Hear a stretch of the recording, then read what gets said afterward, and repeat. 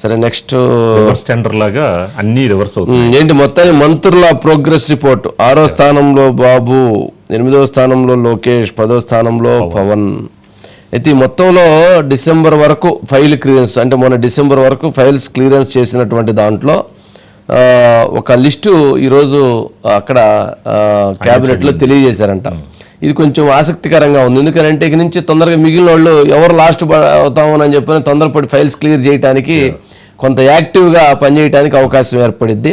ఫరూక్ వారు ఫస్ట్ ప్లేస్లో ఉన్నారంట. కందుల దుర్గేష్ జనసేన పార్టీ వారు సెకండ్ ప్లేసు. కొండపల్లి శ్రీనివాస్ ఆయన థర్డ్ ప్లేసు. నాదెండ్ల మనోహర్ గారు 4th ప్లేసు. డోలా బాల వీరాంజనేయ స్వామి 5th ప్లేసు.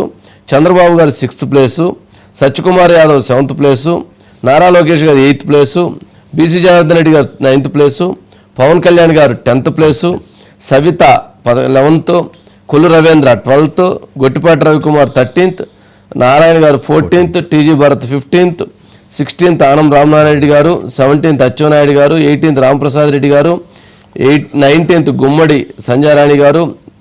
వంగలపూడి అనిత 20. అనగాని సత్యప్రసాద్ గారు 21. నిమ్మల రామానాయుడు గారు 22. కొలుసు పార్థసారథి గారు 23. పయ్యావుల కేశవ్ గారు 24. వాసంశెట్టి సుభాష్ గారు 25. ఇది ఇచ్చినటువంటి దాంట్లో. అయితే ఇక్కడ టాప్ 10లో జనసేన పార్టీకి చెందినటువంటి ముగ్గురు ఉన్నారు. సెకండ్ ప్లేస్ కందుల దుర్గేష్ గారికి, 4th ప్లేస్ నాదెండ్ల మనోహర్ గారికి, 10th ప్లేస్ పవన్ కళ్యాణ్ గారికి. యాక్చువల్గా పంచాయతీరాజ్ డిపార్ట్మెంట్కి సంబంధించి అత్యధికంగా ఫైల్స్ ఉండేది వాళ్ళకే.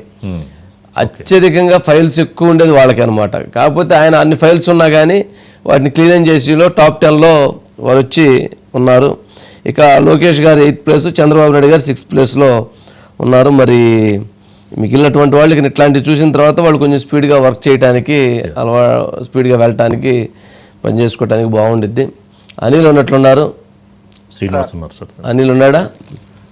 అనిల్ ఉన్నారు సార్. అనిల్ సార్ ఏం మొత్తానికి ర్యాంకులతో మంట పుట్టించినట్లున్నారు. ఇప్పుడు ఆ ర్యాంకులతో ఇప్పుడు ఎవరికి వాళ్ళు ఇక స్పీడ్గా పరిగెత్తాలనే వాళ్ళు ఇక అట్లా ఎట్లా రకరకాలుగా ఉండిద్ది కదా.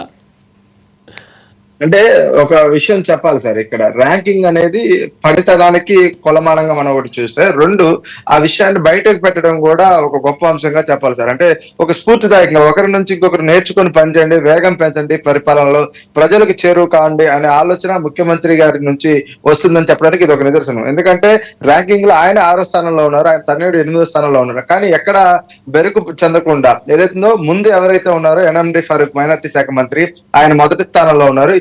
25వ స్థానంలో కార్మిక శాఖ మంత్రి వాసంశెట్టి సుభాష్ ఉన్నారు. అంటే ఈ మధ్య వ్యత్యాసంలో ఇందాక మీరు చెప్పినట్టు టాప్ 10లో జనసేన, అదేవిధంగా టాప్ 25లో ఇక మిగిలిన మంత్రులందరూ కూడా కనిపించారు. అయితే ముఖ్యమంత్రి గారు కూడా తన యొక్క పాలన పరంగా తను తీసుకుంటున్న నిర్ణయాల్లో బిజీగా ఉన్నప్పటికీ ఫైల్స్ క్లియరెన్స్ లో కొంత వేగం తగ్గింది అని తనకు తానే చెప్పుకునే ప్రయత్నం. అంటే మీతో పాటు నేను పోటీ పడాలి, నా పనితనం కూడా మెరుగుపడాలని చెప్పుకుంటూనే మీరందరూ కూడా ప్రజల కోసం మనకు ఏదైతే ఆకాంక్షలు ఇచ్చారో, బాధ్యతలు ఇచ్చారో దాన్ని నిర్వర్తించడానికి వేగంగా అడుగులు వేద్దాం. సహజంగా ఎందుకంటే సార్ ఫైళ్లు కుప్పలు పేరుకపోతే ప్రజా సమస్యలు ఇవన్నీ. ఇప్పుడు ఆ ఫైల్స్ అంటే వాళ్ళ వ్యక్తిగతగా సంబంధించిన ఆస్తులు ఇతర అంశాలు ఉండవు కదా ఫైల్స్ రూపంలో. ఉండేదల్లా ఏంటంటే ప్రజలకు సంబంధించినట్టు పరిపాలనా పరంగా నిర్ణయాలు చేయాల్సిన అంశాలు. అయితే ఇంకొక చిన్న సమస్య కూడా సార్, మైనార్టీ శాఖ మంత్రి గారి కంటే కొంత సమస్యలు తక్కువ ఉంటాయి కాబట్టి ఆయన దగ్గర కొంచెం ఫైల్స్ కూడా తక్కువ ఉంటాయి ఆ శాఖ పరంగా.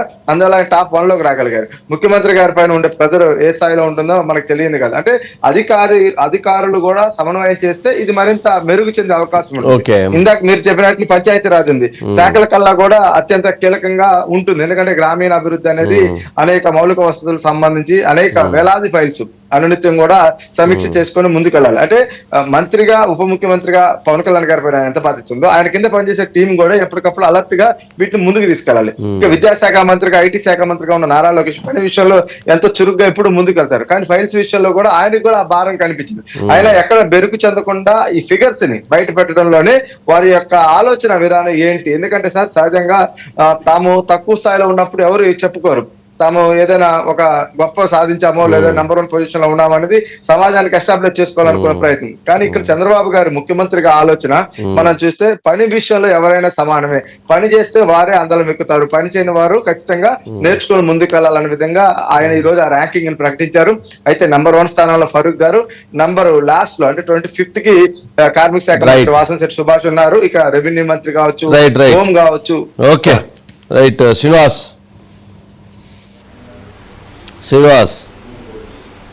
ఏంటి మొత్తానికి ర్యాంకులతో అందరినీ స్పీడ్ పెంచే ప్రయత్నమా, పరిగెత్తించే ప్రయత్నమా?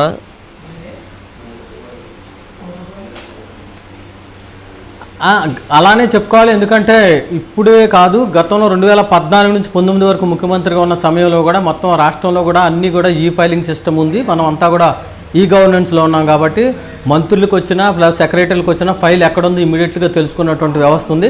గతంలో ఆయన ముఖ్యమంత్రిగా ఉన్నప్పుడు కూడా పూర్తి స్థాయిలో ప్రతి మంత్రికి సంబంధించినటువంటి ఫైల్ ట్రాక్ చేయడం అనేది స్పష్టంగా చేసేవాళ్ళు. ప్రతి క్యాబినెట్ సమావేశంలోనూ ఇదే రకమైనటువంటి పద్ధతిని అవలంబించి అప్పుడు కూడా ఇదే రకంగా ర్యాంకులు ఇచ్చేటువంటి ప్రయత్నం చేసేవాళ్ళు.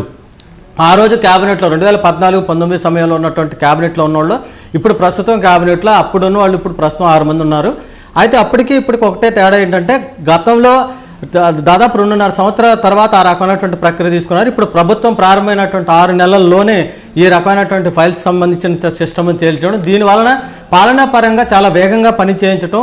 రెండోది ఏంటంటే మంత్రులందరూ కొత్త వాళ్ళు ఎక్కువగా ఈ మంత్రివర్గంలో ఉండడం వలన వాళ్ళందరూ కూడా పని నేర్చుకునేటువంటి అవకాశం ఉంది. ఫైల్ని చదవడంతో పాటు లేకపోతే సెక్రటరీలతో కూడా పరుగులు పట్టించేటువంటి అవసరం. ఎందుకంటే ఫైలు ముఖ్యమంత్రి స్పష్టంగా అడుగుతారు, లేకపోతే రేపు క్యాబినెట్లో ఈ ఫైల్కి సంబంధించినటువంటి చర్చ జరుగుతుంది, నేను ర్యాంకులో పడిపోతాను, మా డిపార్ట్మెంట్ వెనకబడుతుంది, మనకు చెడ్డ పేరు వస్తుంది అన్నటువంటి ఒక భయంతో కూడా త్వరితగతిన వేగంగా ఫైలు కదిలించేటువంటి అవకాశం ఉంది. పాలనలో ఫైల్స్ వేగంగా కదలటం వలన ప్రజలకి ప్రభుత్వానికి మంచి పేరు వచ్చేటువంటి అవకాశం ఉంది. లేకపోతే ప్రభుత్వం అంతా కూడా చాలా స్టాగ్నేషన్ అయిపోయేటువంటి అవకాశం ఉంది, పాలన ఎక్కడికక్కడ ఆగిపోయే ప్రమాదం ఉంది. కాబట్టి ముఖ్యమంత్రి ర్యాంకింగ్ ఇవ్వడం వలన మంత్రులకు మధ్య శాఖలకు మధ్య పోటీ పెట్టి దాని ద్వారా ఒకరికొకరు పోటీ పడి ప్రభుత్వంలో పని పెంచడం వలన ప్రభుత్వానికి కూడా మంచి పేరు వచ్చేటువంటి అవకాశం ఉంది. కాబట్టి దీనిలో భాగంగానే ముఖ్యమంత్రి ఈ రకమైనటువంటి నిర్ణయం తీసుకున్నారని చెప్పేసి భావించవచ్చు మనం. రైట్ శ్రీనివాస్. ఇక